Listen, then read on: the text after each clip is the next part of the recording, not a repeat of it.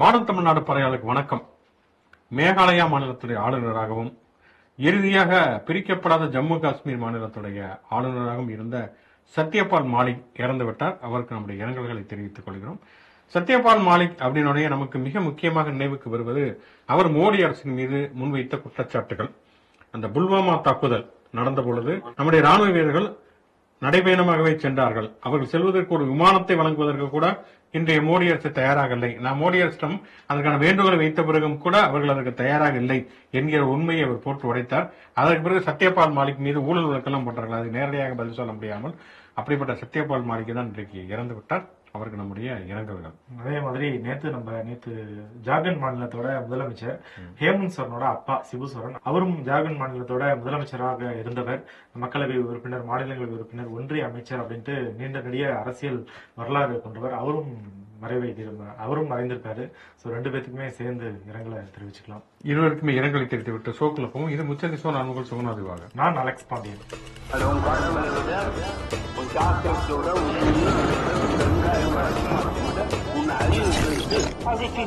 நிகழ்ச்சியின் தொடக்கமாக 2 பேருக்கு பாராட்டுக்கள் தெரிவிக்கலாம் என்று நினைக்கிறேன்.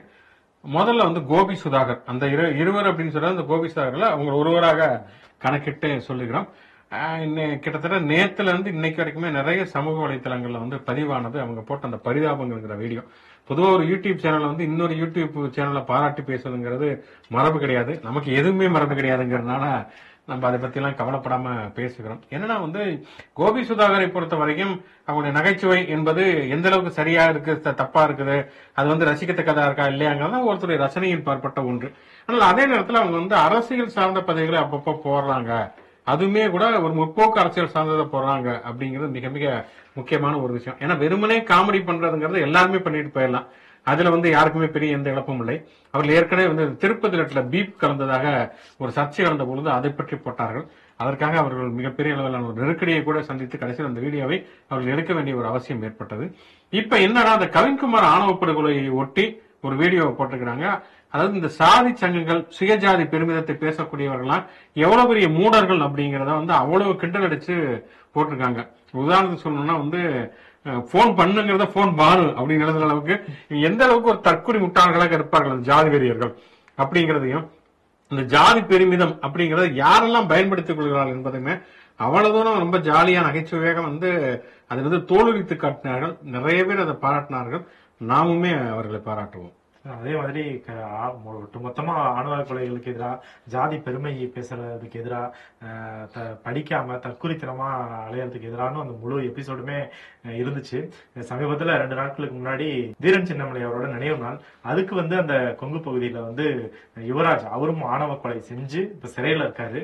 அவர் கட்சியை சேர்ந்தவர்கள் கார்கள்லாம் எடுத்துட்டு, ரொம்ப கார்கள்லாம் எடுத்துட்டு எந்த விதிமுறைகளையும் மதிக்காம மற்றவங்களுக்கு அச்சுறுத்தல் ஏற்படுத்துற விதமா கத்திக்கிட்டு கூச்சலிட்டு எல்லாம் போனாங்க அப்படின்ட்டு அதுல ஆரம்பிச்சு இப்ப வரைக்குமே அதுல சட்டையரா செய்யப்பட்டிருந்துச்சு.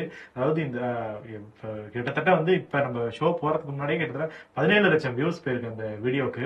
ஒரு படமா எந்த ஒரு ஊடகத்தின் மூலமாகவும் இப்படி ஒரு விஷயத்த சொன்னா இவ்வளவு பேரை குறுகிய காலத்துல போய் சண்டடையுமான்னு தெரியல. பட் யூடியூப் அவ்வளவு பவர்ஃபுல் மீடியமா இருக்கு. கீழே 13,000 கமெண்ட் இருந்துச்சு. எல்லாமே பாசிட்டிவான, ஜாதி ஆணவத்துக்கு எதிரான கமெண்ட் தான். சோ ஒரு வீடியோ பண்றது தைரியம் தாண்டி அதை கிட்டத்தட்ட லட்சக்கணக்கானவங்களுக்கு குறுகிய காலத்திலே போய் சேர்க்கிற நல்ல விஷயமும் அதுல நடந்திருக்கு. அதை எழுதக்கூடிய நிறைய பேருமே என்னன்னா இது டெலீட் பண்ணக்கூடாதுன்னு பாத்துருங்க அப்படின்னு போடுறாங்க. நம்ம அப்படியான ஒரு எதிர்மனநிலையிலிருந்து அதை அணுக வேண்டியதில்லை. அதெல்லாம் யாருமே டெலீட் பண்ண முடியாத அளவுக்கு ஒரு பாதுகாப்பு அவர்களுக்கு தேவை. நீங்க சொன்ன மாதிரி ஒரு 13,000 பேர் அதை ஆதரித்திருக்கிறார்கள் அப்படின்னாலே கண்டிப்பாக இது ஒரு பாசிட்டிவ் சைன் அப்படின்னு தான் பார்க்கணும். ஏன்னா இந்த ஜாதி வெறியர்கள், மத வெறியர்கள்லாம் அவங்க வெறித்தனமா இருக்கிறார்களே தவிர அடிப்படையில் பார்த்தோன்னா மிகப்பெரிய மூடர்களாகத்தான் இருப்பார்கள். உதாரணத்துக்கு இந்த அகரம் பவுண்டேஷன் விழாக்களை பத்தி சொல்லிக்கிற பொழுது கூட நிறைய பேர் கிண்டலா எழுதிக்கிட்டு இருந்தாங்க.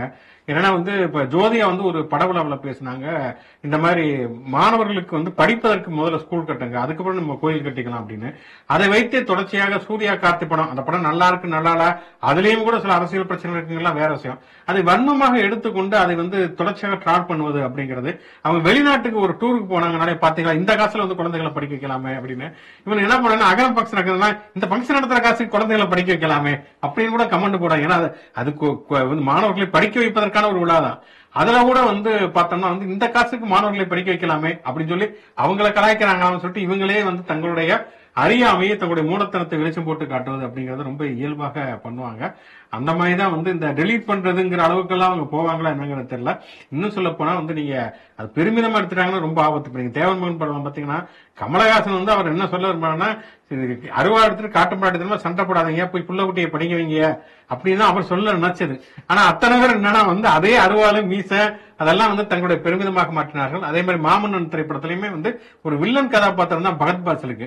ஆனா அந்த பகத் பாசலையே வந்து அந்த ஒரு சாதுவி கதாபாத்திரத்தை ஒரு கதாநாயகனாக மாற்றியது மாதிரி இதுலயுமே வந்து அப்படியான ஒரு பாடத்தை இவர்கள் எடுத்துக்கொண்டாங்கன்னா அதுமே வந்து ஏன்னா இவருடைய அறியாமை வந்து அவ்வளவு ஆபத்தானது அப்படிங்கறதா மிக மிக முக்கியமான ஒரு விஷயம். அதே மாதிரி இன்னொரு பாராட்டுக்குரியவர் நடிகை ஊர்வசி. அவருக்கு இப்ப பார்த்தோம்னா தேசிய விருதுகள்ல அவங்க அந்த உள்ளொழுக்கு அப்படிங்கிற திரைப்படத்தில் நடித்ததற்காக அவங்களுக்கு சிறந்த துணை நடிகைக்கான விருது கிடைச்சிருக்குது. சிறந்த துணை நடிகை விருது கிடைச்சிருக்கா அவங்க பாட்டுக்கு வாங்கிட்டு போயிடலாம். ஆனா அவங்க என்ன சொல்றாங்கன்னா, ஏன் எனக்கு மட்டும் கொடுத்திருக்காங்க? பூக்காலம்னு மலையாளத்தில் ஒரு படம் வந்திருக்கு. அந்த படத்துல வந்து மேக்கப் போறதுக்கே ஒரு 4 மணி நேரம் ஒரு வயதான கிழவர் மூதாட்டியினுடைய கேரக்டர் அதுல வந்து அந்த விஜயராகவன்கிறவர் அவருக்கே நீங்க பகிர்ந்தளிக்கல அப்படிங்கிற மிக முக்கியமான கேள்வியை கேட்டுக்கிறாங்க. நாங்க வந்து ஏதோ போனா போதும் சலுகை மாதிரி கொடுக்காங்க, நாங்க வந்து வரி கட்டுகிறோம். அரசு வந்து ஒரு திரைப்படத்தை வந்து தேர்ந்தெடுக்கிற பொழுது உண்மையிலேயே ஒரு சரியானதாக தேர்ந்தெடுக்க வேண்டும். இன்னும் சொல்ல போனாங்கன்னா அந்த காலகட்டத்தில் வந்த படம் தான் வந்து ஆடு ஜீவிதம்.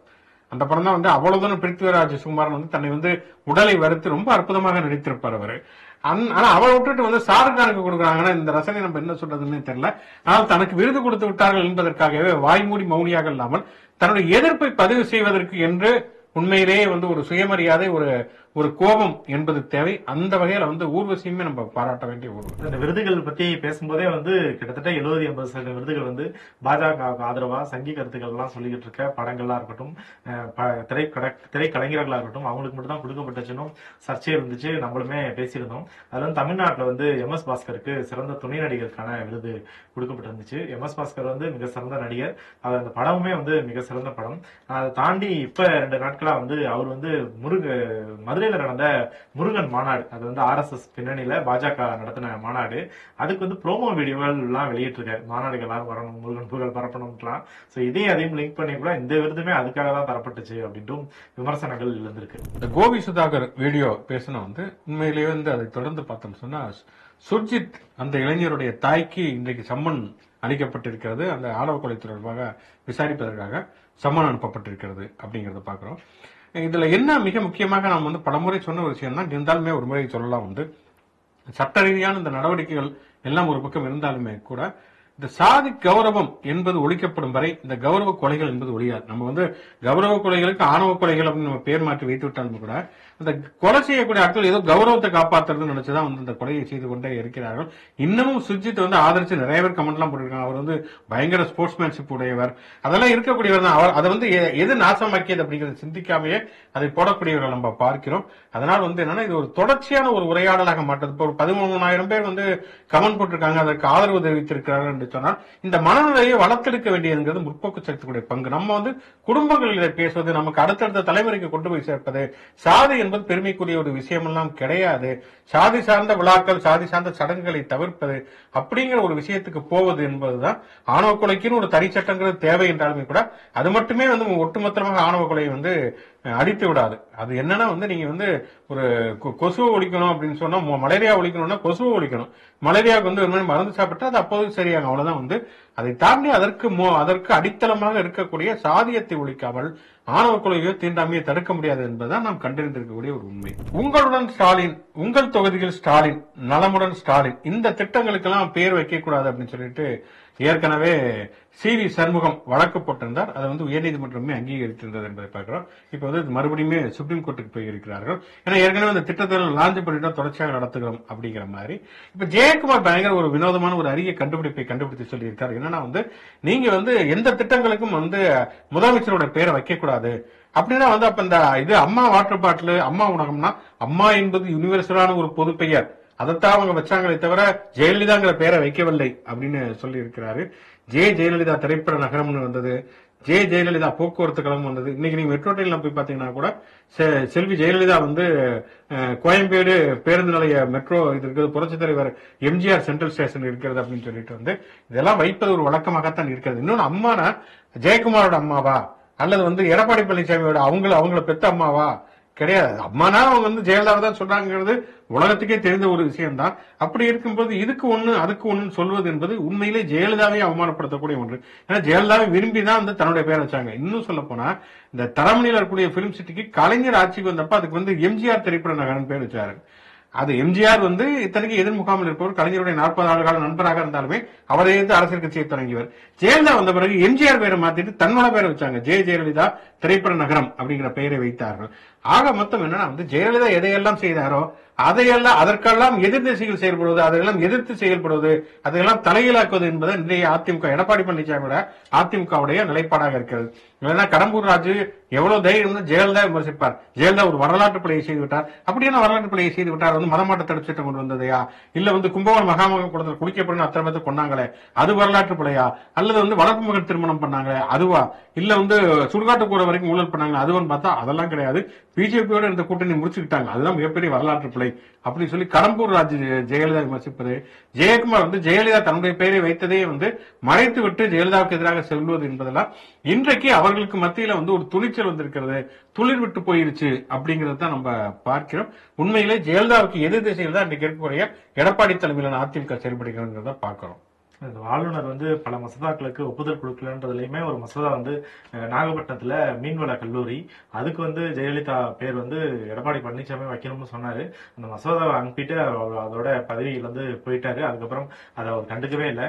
ஆனா தமிழ்நாடு அரசு வந்து அந்த மசோதாவையும் விடாம ஒரு வாட்டி அனுப்பி அது ஒப்புதல் கிடைச்சு இப்ப கோர்ட்ல போய் அவங்க ஸ்டே ஆர்டர் வாங்கியிருக்காங்க. ஆனா வந்து எடப்பாடி பழனிசாமி அதிமுகவை சேர்ந்தவர்களும் வந்து அதுக்கு வந்து இப்போ வரைக்கும் சரி குரல் கொடுக்கறதோ ஆளுநருக்கு எதிராக பேசுறதோ அதெல்லாம் எதுவுமே பண்றதில்ல. ஆட்சிக்கு திமுக வந்த பிறகுமே வந்து அம்மா உணவகங்கள் வந்து பெயர் மாற்றம் செய்யக்கூடாது, புகைப்படங்கள்லாம் இருக்கணும் அப்படின்னா இப்பயுமே நடைமுறையில் இருக்கு. இப்போ வந்து இல்ல திட்டத்துக்கு வந்து முதலமைச்சர் பேரோ படங்களோ பயன்படுத்தக்கூடாது அப்படிங்கிறது ஒரு ஃபைனல் ஆர்டரா வந்துச்சுனாக்க அது வந்து அதிமுகவுக்கும் தான் பொருந்தும். அதாவது அம்மா உணவகங்களையுமே வந்து போட்டோ இருக்கக்கூடாது, அம்மாவின் பேரை மாத்துங்க, அதுக்கு என்னென்ன திட்டங்கள் இருக்கோ மெட்ரோ ஸ்டேஷனுக்கு பேரை மாத்துங்க, யூனிவர்சிட்டிக்கு வைக்காதீங்கன்னு சொல்லிதான் வரும். அப்ப இது வந்து ஏதோ திமுக எதிர்க்கிறேன் அப்படிங்கிறதுக்காக வந்து சொந்த கட்சிக்கும் சூனிய வைக்கிற, சொந்த தலைவர்களுக்கும் சூனிய வைக்கிற வேலையதான் எடப்பாடி பழனிசாமியோட முன்னாள் அமைச்சர்கள் வந்து பண்ணிட்டு இருக்காங்க. பொதுவாக நம்ம வந்து ஒருத்தர் லைன் லைட்ல இருக்காங்க டெய்லி பேசுங்கிறது ஒரு வழக்கம். ஒரு காலத்துல பாத்தீங்கன்னா நாம் தமிழர் கட்சி இன்னைக்கு எத்தனை பேர் விலகினாங்க, என்னென்ன காரணம் சொல்லி விலகினார்கள் அப்படின்னு தொடர்ச்சியா பேசியிருந்தோம். அப்புறம் அண்ணாமலை அறந்தவங்க என்னென்ன பேசிட்டு இருப்பாங்க அப்படிங்கறத டெய்லி அப்டேட் கொடுத்தோம்.